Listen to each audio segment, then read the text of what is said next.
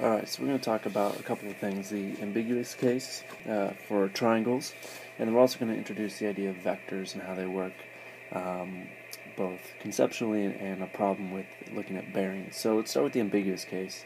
So we're given a triangle, and if we're given a side, and an angle, we will often come up with two possible triangles. So we'll look at geometrically what that looks like and algebraically what that looks like. So here's a construction that I did where I took triangle ABC and I tried to construct another triangle by copying angle C and then side A and then side C. So an angle side relationship. And I took the angle and copied it, and then I took the side and copied it, and then I created a circle with the radius of the side I'm looking for. And it's a little bit hard to see on the picture, but if we zoom in, we notice that there are two possible points of intersection that work. So I'm going to get two triangles out that satisfy the angle, the side, and the side that I was looking for, which leads to the ambiguous case. So geometrically, that's what we're looking at. Let's also look at it algebraically in terms of what's going on numerically as this will look. So our ambiguous case algebraically looks like this. So if I was to be given a triangle ABC, where I know the measure of angle C, side B is 10 centimeters, side C is 6 centimeters, and I want to find side A. First thing I want to do is draw a picture. So I have A, B, and C, and I label the pieces that I know. And right off the bat, I should notice I have angle side, so I'm going to have to be wary of two triangles. So I'm looking at my ambiguous case. Well, I solved for A by using the law of cosines. And so I set up my law of cosines, and I plug through it, and I bring everything to one side. And you'll see why in a second. Because what I'm really looking at here is a quadratic. So a squared minus 17.3a plus 64. And I'm going to solve that with the quadratic formula. So I set up my quadratic formula. And I crunch through the math, and I get my two answers. 17.3 plus or minus 6.6 divided by 2. I do the addition and the subtraction, and I get A is 11.95 or A is 5.35 centimeters. So those are my two triangles that I can make that would satisfy those pieces. Those are my 2 points of intersection from the geometric picture from before. So again, when you have an angle aside and aside, you got to be really careful that you don't have this ambiguous case popping up. Alright, let's introduce the idea of vectors here. So if we continue, we're looking at vectors, and we're going to start with kind of general definitions, general ideas, and then we'll look at a specific problem and see how this works. Alright, so we define a vector as a quantity with magnitude, so that's a size, and direction, which we'll call an angle. So we often notate it with an arrow, so we can see this is going roughly up and left to right, and we name them. Both their tail is the starting point and the head where the arrow is as the end point. So that vector is not the same if I was to switch the head and the tail around. Our notation is usually a lowercase letter, often bold in a book, with a little vector symbol on top of it. So the way that we would read that is vector A. The magnitude is just the length of the vector. So we have a magnitude and a direction, and the angle is always from a horizontal. So we're going to look at things in standard position. So we are going to define things called unit vectors. Just like if we had a coordinate plane, we have x and y, and we go over one and up one. Well, now for a vector, we need to have the magnitude, the one unit, and we need to have the direction, which is going to be horizontal and vertical. And what we're going to look at is we can always write a vector as an addition or subtraction of I and j vectors. So that's kind of where we're going. That's what we're looking at. This is the overview of what a vector is. We can write it in component form using these I and j unit vectors. So if I start with vector, and I was to break it up into a right triangle, I have my vector v and my angle, my direction theta. And I'm going to just label the sides x and y. And just by simple triangle trig, we can get x, where we talk about the magnitude of vector v, so that actual length, as the absolute value. So it's cosine of theta. Switching it around, x is the magnitude of v times cosine theta. And by a similar argument, y is v sine theta. Alright, well, we can scale, so that's increase or decrease, by multiplying any vector. So if we took a vector and multiplied it by 2, it would be twice as long. Same direction, but twice as long. So we're looking at similar triangles. And we could multiply it by a half and get something half as long. So we increase and decrease the magnitude by a scalar, by a number that we multiply by. Alright, so that was what I was saying, twice the vector, twice as long. Same direction, it's just a similar triangle. So what I want to do is I want to try to put our unit vectors on this and see what it looks like. So there's I and j, and so if x is my magnitude, my scalar, if I multiply x times I, I'm going to get that length, and if I multiply j times y, I get the other side of my triangle. So that's my component form, and I can substitute in what I solved for at the top in red to get vector v just in terms of the magnitude of v and its direction, its angle. So that is my component form for vector. But we haven't really talked about what does it mean to add vectors like this. So we're going to talk about the addition properties of vectors right now. So how do we add them? It's pretty intuitive in terms of how things go. If you think about, you have an object and you have two vectors acting on it. Well, we can see right off the bat that that if I add and I'm pushing both of these things, it's going to go, and so the red and the purple are going to go in the direction of the green. It's not going to go down. It's not going to go to the left. And so we want to look at how this works in terms of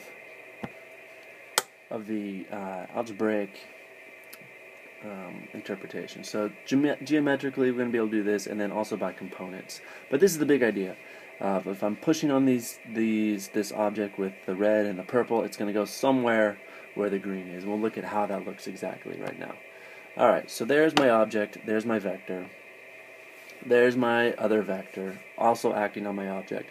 And one property we have about vectors is I can pick them up and move them around, and it's the same vector. So I can move these. I can't change the magnitude, the length, or the direction, but I can move them around and reorient them, and it's the same thing.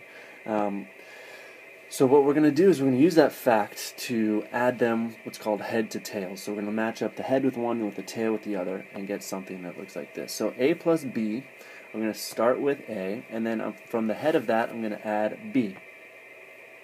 So that's adding head to tail, and the resultant is from my starting point of A to my ending point of B. There's my resultant. So you can see, as you would think, it goes in the direction that we thought it would before. So that equals vector C. Well, if I turn it around, if I do B plus A, so if I start and I do B first, and then I add A, you can see we get the same resultant vector C. So this mathematically means that it's commutative. We can add them together and get the same value. We could do it with components as well, but the figure that we've got on the right side is a parallelogram. And so we often have vector addition talked about in terms of a parallelogram law.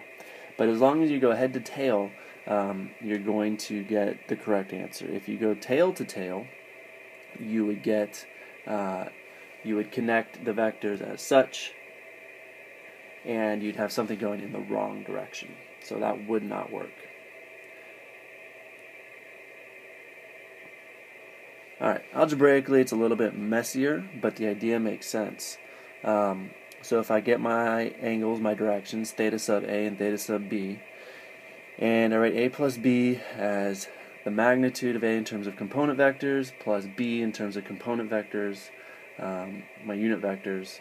So I have I and J, and I have the values in terms of the magnitude of A and B. And then I can factor out my unit vectors I and J and get one big long mess of a thing. So I can do it algebraically. Geometrically makes a little more sense intuitively, but down the road we're going to do it both ways, so that we can get numeric answers as well as geometric interpretations. Alright, so one thing that we have to be able to solve are these problems dealing with bearings. And so bearing is a direction in terms of navigation.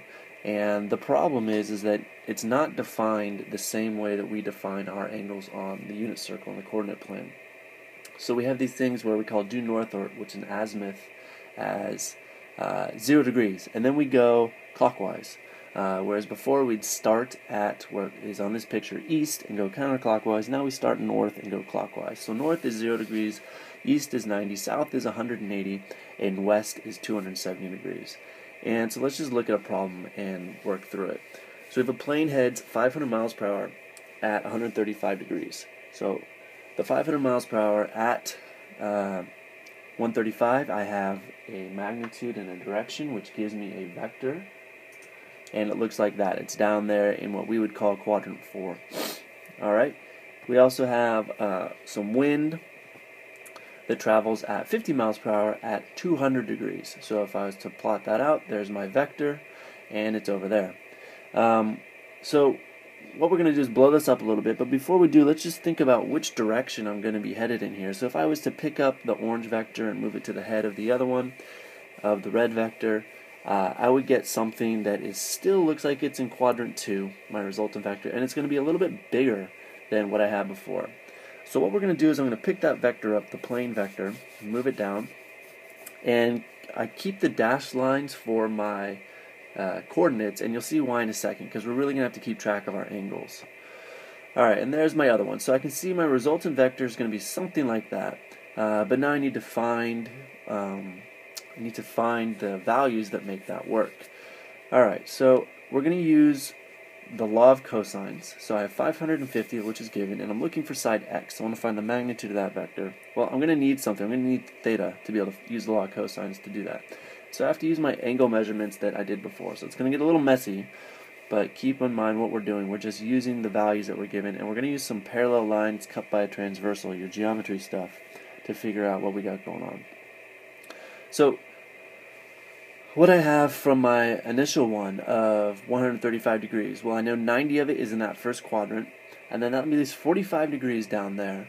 And then because the lines, the coordinates are create parallel lines, it's 45 degrees on that first part, because those are alternate interior angles. I do the same type of thing, but not quite, where I look at the 200 degrees for the wind. Well, 180 of it is on the piece that's right here, which leaves another 20 to get to my orange vector, which means that 70 is left in that other quadrant. So if I take all those values, the 45 and the 70, and I add them together, I'm going to get 115 degrees for theta. So now I have everything I need for the law of cosines. So using the law of cosines, we plug through, and I get x squared, 50 squared plus 500 squared minus 2 times 50 times 500. Cosine 115, you do the math, and you get that x is 523 miles per hour. So at this point you need to take a step back and think about, does your answer make sense? We got a speed that is faster than what the plane is going. And if we look at our diagram, that seems to make sense, because the plane is not going against the wind. It has a little bit of help from the wind. Not totally, they're not totally in line, but we have the directions are both going in a general sense down. And so we're going to get 523 miles per hour makes some sort of sense. We don't get the full effect of the wind, but we do get some of it. Alright, so that's the first part of our resultant vector. We need now the direction of it. So we're going to have to use some more angle analysis to try to figure out what the angle is for our values. We're going to use the law of sines to figure out phi within the triangle. We set it up, and we solve and get phi is 4.97 degrees.